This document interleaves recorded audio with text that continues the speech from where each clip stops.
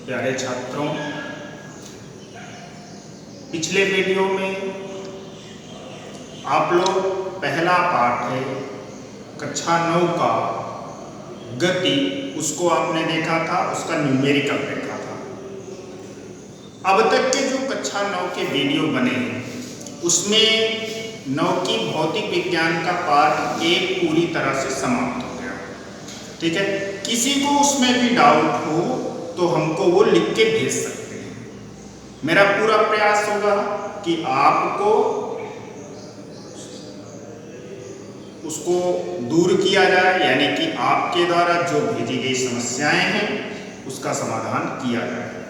ठीक है, आज इस वीडियो में मैं आपको कक्षा 9 की भौतिक विज्ञान का दूसरा जो पाठ है उसका नाम है बल, उसके बारे में बताया जाएगा। देखिए, पाठ 1 में आपने देखा था कोई पिंड गति कर रहा है, उसकी गति में कितना समय लगा, उसने किस एक्सेलरेशन माने त्वरण से अपने मोशन को बदला, ग्रेविटेशनल मोशन क्या था, गुरुत्वीय त्वरण क्या था, यानी कि इन सब चीजों के बारे में विधिवत अध्ययन किया। अब हमको ये देखना है कि यदि कोई पिंड गति कर रहा है तो क्यों गति कर रहा है। जैसे एक गेंद है, फुटबॉल की गेंद है, बॉल है, वो रखी हुई है, वो मोशन में क्यों आ गई। कोई पार्टिकल है, मूव कर रहा है, पार्टिकल मूव करते करते साइलेंट क्यों हो गया, स्थिर अवस्था में क्यों आ गया। आप अपने घर पे अपनी कॉपी को मेज पे रखे हैं, कॉपी कब तक रखी रहेगी। ये जो बहुत सारी समस्याएं हैं, यानी कि गेंद जा रही है क्यों रुक जाती है, गेंद स्थिर है क्यों जाने लगती है, क्यों गति करना प्रारंभ कर देती है। ठीक है, इन सब कारणों के पीछे क्या कारण छुपा है उसके बारे में आज सीखना है। आप लोग यहां पे ध्यान देंगे, जैसे ये कोई फुटबॉल की बॉल है, ये किसी मैदान पे पड़ी है, तो ये कब तक पड़ी रहेगी, जरा सोचने वाली बात है। ये आप तुरंत चलना क्यों नहीं शुरू कर देती है, गति करना प्रारंभ क्यों नहीं कर देती है।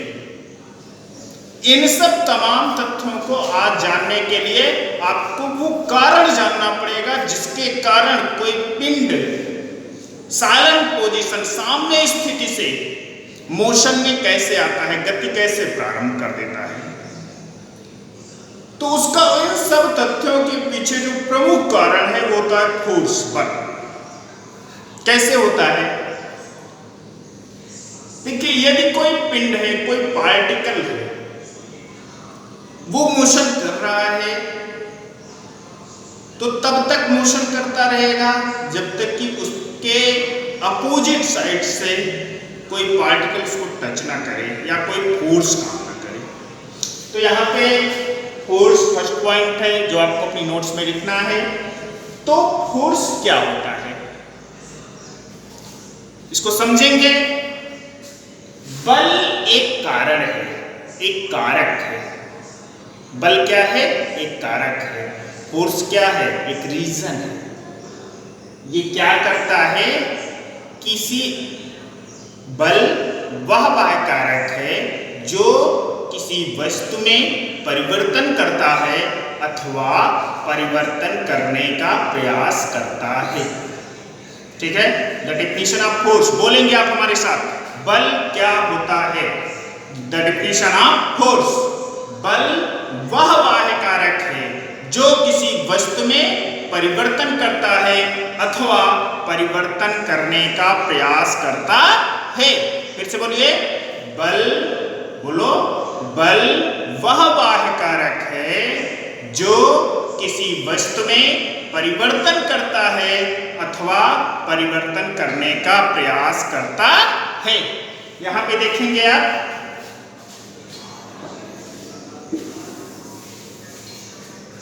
या फिर बल को इंग्लिश में बोलते हैं फोर्स। बल को इंग्लिश में क्या बोलते हैं? फोर्स। इसीलिए इसको रिप्रेजेंट करते हैं कैपिटल एफ से। किससे रिप्रेजेंट करते हैं बेटा? कैपिटल एफ से। तो फोर्स इज इक्वल टू होता है एम ए। एम माने मास, ए माने acceleration. Force equal to mass into acceleration. इसकी यूनिट क्या होती है फोर्स की? यानी कि इसका मात्रक।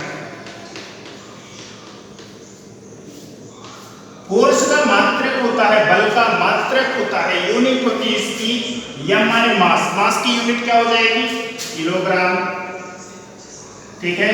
ए माने एक्सेलरेशन। एक्सेलरेशन की यूनिट क्या होती है? मीटर पर सेकेंड स्क्वायर। क्या होती है? मीटर पर second square. It means the unit of force kilogram metre पर सेकेंड स्क्वायर। पहला यूनिट क्या होगा इसको? किलोग्राम मीटर पर सेकेंड स्क्वायर। और दूसरी यूनिट क्या होगी इसकी? न्यूटन। क्यों न्यूटन होती है? क्योंकि ये जो फार्मूला है F is equal to m a, इसको किसने बनाया? न्यूटन ने बनाया। इसलिए इसकी यूनिट क्या हो जाएगी? न्यूटन हो जाएगी। ठीक है, इतना समझ में आया? The definition of force, formula, unit. ठीक है। अब आगे यहाँ पे देखेंगे फोर्स हमारा स्केलर क्वांटिटी है कि वेक्टर क्वांटिटी है। ठीक है। मैंने आपको सदिश राशि और अदिश राशि बताई है। यानी कि अब हमको चेक करना है कि जो हमारा फोर्स होता है वो स्केलर क्वांटिटी है कि वेक्टर क्वांटिटी है। मैंने स्केलर क्वांटिटी के लिए बताया था आपको, अदिश राशि के लिए बताया था। अदिश राशियां क्या होती है? जिनको व्यक्त करने के लिए केवल परिमाण की आवश्यकता होती है, ओनली मैग्नीट्यूड। ठीक है। और सदिश क्या होती हैं? वो राशियां जिनको व्यक्त करने के लिए परिमाण के साथ साथ दिशा की आवश्यकता होती है। It means these quantities which represent magnitude with direction। यानी कि परिमाण के साथ साथ दिशा की आवश्यकता, और ये तो सदिश होती है। परिमाण को केवल व्यक्त कर रहे हैं तो वो अदिश होती है।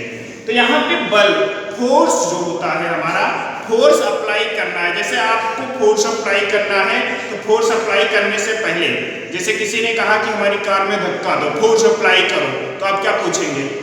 भैया जी कहाँ से धक्का दें? आगे से दें, पीछे से दें, ऊपर से दें, नीचे से दें, दाएं से दें, बाएं से दें, कहाँ से हमको फोर्स अप्लाई करना है? और जब आपको कहेगा कि नहीं पूरब से दो, ऊपर से दे, नीचे से दो, इसका मतलब क्या है? फोर्स अपने परिमाण है।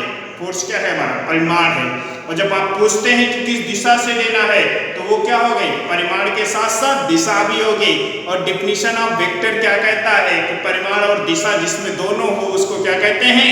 Vector quantity. तो फोर्स आपका क्या हो जाएगा?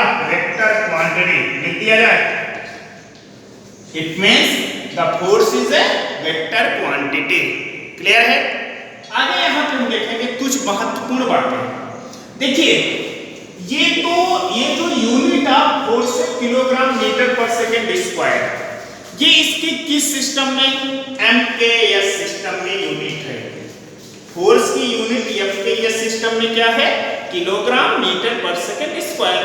अगर इसको सीजीएस में कन्वर्ट करेंगे, ध्यान देना बेटा, CGS, MKS, FPS, 3 unit system बताए हैं हम आपको। ठीक है। तो ये किलोग्राम के स्थान पे क्या हो जाएगा? ग्राम। मीटर के स्थान पे सेंटीमीटर, सेकंड के स्थान पे सेकंड स्क्वायर। इट मींस अगर आपसे कोई पूछेगा कि फोर्स की यूनिट सीजीएस सिस्टम में क्या होती है? ग्राम सेंटीमीटर पर सेकंड स्क्वायर। फोर्स की यूनिट एमकेएस में क्या होती है? किलोग्राम मीटर पर सेकंड स्क्वायर। आगे आपसे कोई पूछ ले कि न्यूटन एमकेएस में है कि सीजीएस में है, तो उसको बोल देना एमकेएस में होती है। ठीक है। क्योंकि किलोग्राम मीटर पर सेकंड स्क्वायर को ही न्यूटन बोलते हैं। क्लियर है? चलिए आगे हम देखते हैं इस फोर्स को लेकर आगे क्या होता है, इस पे चर्चा करेंगे। इफेक्ट ऑफ फोर्सेस, बल के प्रभाव। इफेक्ट ऑफ फोर्सेस क्या है? जैसे आप देखिए, आप किसी की गाड़ी में पीछे से धक्का मार रहे हैं, पुश कर रहे हैं। ठीक है। जब पुश करते हैं, धक्का मारते हैं, तो उसमें कुछ प्रभाव पड़ता है कि नहीं पड़ता है? वही आप इफेक्ट ऑफ फोर्सेस है। जैसे गाड़ी खड़ी है, ड्राइवर बैठ गया, बोला भैया स्टार्ट नहीं हो रही, पीछे से धक्का मार दो। जब उसको आप धक्का मारते हैं तो क्या उसकी अवस्था में परिवर्तन होता है कि नहीं होता है? यानी कि यदि पिंड पे, किसी भी पिंड पर, आपकी कार है, बाल है, गेंद है, कुछ भी है, आपकी चेयर है, आपके बगल में बैठा हुआ आपका मित्र है, फ्रेंड है, कुछ भी है, यदि उसके ऊपर बल का प्रयोग किया जाता है तो उसकी अवस्था में परिवर्तन होता है। ठीक है, जैसे कार को आपने पीछे से धक्का मार दिया तो इसका मतलब क्या हो गया? कार पहले स्थिर अवस्था में थी, साइलेंट पोजीशन पे थी, उसके बाद जब उस पर आपने फोर्स अप्लाई कर दिया, बल का प्रभाव डाला, बल का प्रभाव पड़ने के बाद क्या हो गया? वो मोशन में आ गई, गति अवस्था में आ गई। इसका मतलब क्या हुआ? बल का प्रभाव वो जो पार्टिकल था उसके ऊपर दिखा। लेकिन दूसरी बात, द डेफिनेशन ऑफ फोर्स क्या कहता है कि बल वह कारक है जो किसी वस्तु में, किसी पिंड में परिवर्तन करता है अथवा परिवर्तन करने का प्रयास करता है। जरूरी नहीं है कि पिंड अपनी अवस्था में परिवर्तन कर ही दे, बल प्रभावी हो या ना हो। जैसे यहाँ पे एक दीवार है, दीवार पे मैं फोर्स अप्लाई कर रहा हूं, क्या इस पे कोई परिवर्तन दिख रहा है? नहीं दिख रहा है, यानी कि प्रभावहीन है बल यहाँ पे। ठीक है, यानी कि वस्तु अपनी स्थिति में परिवर्तन कर सकती है, परिवर्तन नहीं भी कर सकती है। तो प्रभाव में हम क्या करेंगे? प्रभावी हो सकता है बल, प्रभावी नहीं भी हो सकता है। ठीक है, प्रभावी होने का मतलब क्या है कि वस्तु गति अवस्था में रहेगी तो स्थिर अवस्था में आ जाएगी। जैसे गेंद है, कोई पुश हो रही है, फेंकी चली जा रही है, मोशन में है, उस पर आपको स्थिर अवस्था में लाना है उसको। इसके लिए गेंद को जैसे ही आप अपोजिट डायरेक्शन पे फोर्स अप्लाई करते हैं, उसको रोकते हैं, गेंद आपकी हाथ में आ जाती है, वो किस पोजीशन पे आ जाती है? साइलेंट पोजीशन पे, स्थिर अवस्था में आ जाती है। ठीक है, गेंद को आप फोर्स अप्लाई कर देते हैं तो वो किस में आ जाएगी? मोशन में आ जाएगी, यानी कि स्थिति में परिवर्तन होता है। अगला है टाइप्स ऑफ फोर्सेस। हमारे ये बल कितने प्रकार के होते हैं? ठीक है, बेसिकली जो फोर्सेस होते हैं वो 2 टाइप के होते हैं। ठीक है, फोर्सेस कितने टाइप के होते हैं बेटा? 2 टाइप के होते हैं। सबसे पहला जो फोर्स होता है उसको बोलते हैं बैलेंस फोर्स। इसको हिंदी में बोलते हैं संतुलित बल। क्या बोलते हैं? संतुलित बल means balance force. Balance force क्या होता है? यदि किसी पिंड पर कोई पार्टिकल है, उसके ऊपर कई सारे बल अप्लाई किए जाएं, कई सारे बल प्रयोग में लाए जाएं। ठीक है, यदि किसी पिंड पर कई सारे बल प्रयोग किए जाते हैं या फिर प्रयोग किए जाएं और उसका परिणाम क्या हो? शून्य हो, उसकी परिणामी कितना आ जाए? शून्य आ जाए, तो उसको क्या बोलते हैं? बैलेंस। एग्जाम्पल देखो, जैसे ये कोई बाल है, ठीक है, इधर से राम ने इसको पुश किया, इधर से श्याम ने, इधर से भरत ने, इधर से अन्य किसी ने, यानी कि चारों तरफ से इस बाल पे फोर्स अप्लाई किया गया। इसने कितने? 5 न्यूटन से इधर से भी 5 न्यूटन के, इधर से 5 न्यूटन से इधर, 5 न्यूटन से इधर। अब बोलो ये बाल क्या अपनी पोजीशन से हटेगी, डिस्टर्ब होगी? ये साइलेंट पोजीशन पे स्थिर अवस्था में, तो स्थिर अवस्था में बनी रहेगी। क्यों बनी रहेगी? क्योंकि इसके ऊपर ये 5 न्यूटन इसको रिजेक्ट कर रहा है, ये 5 न्यूटन इसको कर रहा है। ये जो फोर्सेस है एक दूसरे के प्रभाव को समाप्त कर दे रहे हैं। ठीक है, एक दूसरे के प्रभाव को समाप्त कर दे रहे हैं, जिसके कारण पिंड अपनी अवस्था का परिवर्तन नहीं कर पा रहा है, यानी कि इन सब का परिणामी क्या हो जा रहा है? शून्य हो जा रहा है। यदि परिणामी शून्य आ रहा है तो उसको हम क्या बोलते हैं? बैलेंस फोर्स बोलते हैं, संतुलित बल बोलते हैं। ठीक है, इसी तरीके से आपका अनबैलेंस फोर्स, असंतुलित बल। असंतुलित बल क्या होता है बेटा? देखिए, अब जैसे यहीं पे आप 5 न्यूटन के स्थान पर क्या लेंगे? 8 न्यूटन। ठीक है, अब क्या होगा? ये पार्टिकल ना इधर मूव करेगा ना इधर मूव करेगा। इधर 5 न्यूटन था, 8 न्यूटन अपोजिट से यूज हो गया फोर्स, तो ये क्या हो जाएगा? इस डायरेक्शन पे मूव कर जाएगा पार्टिकल हमारा। यानी कि यदि कई बलों का परिणामी शून्य ना हो तो उसे हम क्या कहते हैं? असंतुलित बल बोलते हैं। ठीक है, उसको क्या बोलते हैं? असंतुलित बल बोलते हैं। ठीक, संतुलित बल हो गया असंतुलित। अब इसे फोर्स पे, पार्टिकल के मोशन पे, स्टेट पे, इन सारी कई सारे पॉइंट्स को इकट्ठा करके न्यूटन ने 1684 में अपना एक रिसर्च प्रकाशित किया था, रिसर्च दुनिया के सामने लाया था, जिसको न्यूटन्स लॉ ऑफ मोशन के नाम से भी जाना गया। ठीक है, न्यूटन्स अपने लॉ ऑफ मोशन में 3 लॉज दिए, 3 नियम बताए न्यूटन ने। ठीक है, न्यूटन ने अपने 3 नियम बहुत ही सिंपल है, जिसको नेचुरल लॉ भी कह सकते हैं। न्यूटन, सही बात तो यह है, कोई नया नियम नहीं बनाया, न्यूटन ने कोई नया नियम नहीं बनाया, बस वही चीजें जो हमारी आंखों के सामने होती थी उसको हमको बता दिए। ठीक है, जैसे आप क्या कह रहे हैं, चाय पी रहे हैं, आपको महसूस हो रहा है कुछ की गर्म है, ठंडी है, लेकिन आप समझ नहीं पा रहे हैं कि चाय कैसी है।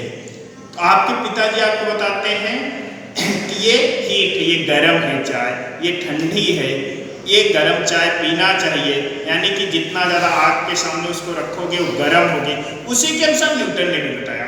न्यूटन ने पहले नियम में बताया, फर्स्ट लॉ ऑफ मोशन में, न्यूटन का जो फर्स्ट लॉ ऑफ मोशन है उसमें इन्होंने क्या बताया कि कोई पार्टिकल है, ठीक है, कोई भी पिंड है, वो गति अवस्था में है तो गति अवस्था में ही रहेगा।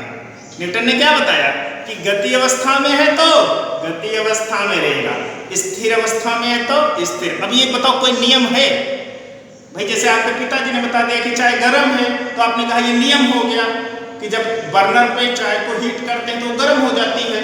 ठीक है, अब ये कोई नियम तो, बट ये नेचुरल लॉ है। ठीक है, इसको न्यूटन ने दुनिया के सामने रखा, उसी से आगे और रिसर्च हुई। ठीक है, तो फर्स्ट लॉ ऑफ न्यूटन जो बताता है कि कोई पार्टिकल स्थिर अवस्था में है तो ऐसे पड़ा रहेगा, यानी कि ये साइलेंट पड़ा है तो पड़ा। जैसे आपके मेज पे आपकी बुक पड़ी है तो पड़ी है, कब तक पड़ी रहेगी? जब तक आपका पढ़ने का मन नहीं करेगा। जब आपका पढ़ने का मन करेगा तो आप उसको पढ़ने लगेंगे। तो यानी कि न्यूटन का फर्स्ट लॉ ऑफ मोशन क्या कहता है कि कोई पिंड है जो स्थिर अवस्था में है तो स्थिर अवस्था में पड़ा रहेगा, गति अवस्था में है तो गति अवस्था में पड़ा रहेगा। कब तक पड़ा रहेगा? जब तक कि आप उस पर कोई बल आरोपित ना करें, बल का प्रयोग ना करें, तब तक वह अपनी अवस्था को परिवर्तित नहीं करता। जैसे ध्यान दीजिए, जैसे आपके मेज पे किताब पड़ी है, कब तक पड़ी रहेगी? जब तक आपके पिताजी आपको कहेंगे। ठीक है, समझदार होंगे तो स्वयं पढ़ेंगे, नहीं समझदार होंगे तो जब पिताजी पिटाई करेंगे तब वो पुस्तक अपने स्थान से हटेगी। ठीक है, यानी कि पिताजी आपके ऊपर फोर्स अप्लाई करेंगे तो आप अपनी बुक के ऊपर काम करेंगे। ठीक है, फर्स्ट लॉ ऑफ मोशन क्या कहता है? Newton first law of motion, यदि कोई पिंड स्थिर अवस्था में है तो स्थिर अवस्था में बनी रहेगी, गति अवस्था में है तो गति अवस्था में बनी रहेगी। कब तक बनी रहेगी? जब तक कि उस पर कोई बाह्य बल कार्य नहीं करेगा। एक बार फिर से हमारे साथ बोलेंगे, Newton first law of motion, यदि कोई पिंड स्थिर अवस्था में है तो स्थिर अवस्था में रहेगा, यदि कोई पिंड गति अवस्था में है तो गति अवस्था में रहेगा, जब तक उस पर कोई बाह्य बल कार्य नहीं करता। ठीक है, Newton second law of motion क्या कहता है? Newton second law of motion कहता है किसी पिंड पर कार्य करने वाला बल F, किसी पिंड पर कार्य करने वाला बल F पिंड के द्रव्यमान के गुणनफल के पिंड के द्रव्यमान एवं त्वरण के गुणनफल के अनुक्रमानुपाती होता है। It means F proportional to ma। क्या हो जाएगा? F is equal to ma। Third law of motion क्या है? इसको बोलते हैं एक्शन एंड रिएक्शन लॉ, क्रिया एवं प्रतिक्रिया का नियम। एक्शन एंड रिएक्शन लॉ क्या कहता है कि यदि हम कहीं पे बल आरोपित करेंगे, बल लगाएंगे, फोर्स अप्लाई करेंगे, तो वह पार्टिकल भी हमारे ऊपर फोर्स अप्लाई करेगा। 3 नियम बताया गया न्यूटन का। पहला है यदि कोई पिंड स्थिर अवस्था में है, स्थिर अवस्था में रहेगा, गति अवस्था में रहेगा, ये जब तक कि उस पर कोई बाह्य बल कार्य ना ना करे। दूसरा नियम क्या है न्यूटन का कि किसी पिंड पर कार्यरत बल उस पिंड के द्रव्यमान एवं उसके त्वरण के अनुक्रमानुपाती होता है। थर्ड लॉ ऑफ मोशन क्या कहता है, यदि किसी पिंड पर हम बल आरोपित करते हैं, फोर्स अप्लाई करते हैं, तो वह पार्टिकल भी हमारे ऊपर फोर्स अप्लाई करता है। It is most important law Newton's. ठीक है, इस तरीके से यहां तक आप लोग इस वीडियो को 1 बार 2 बार 3 बार देखेंगे, बहुत अच्छे से समझेंगे। हम पूरा ये क्या कहते हैं, विश्वास है मेरा कि आप लोग इसको विधिवत पढ़ेंगे, एक अच्छा नोट्स कंप्लीट करेंगे। ठीक है, और ध्यान रखिएगा लगातार कंटिन्यू वीडियो आपको मिलता रहे, इसके लिए चैनल को सब्सक्राइब करिए, जिससे कि आपको कंटिन्यू वीडियो मिलता रहे समय से और आप उसको देखते रहें। ठीक है, आज के लिए बस इतना ही।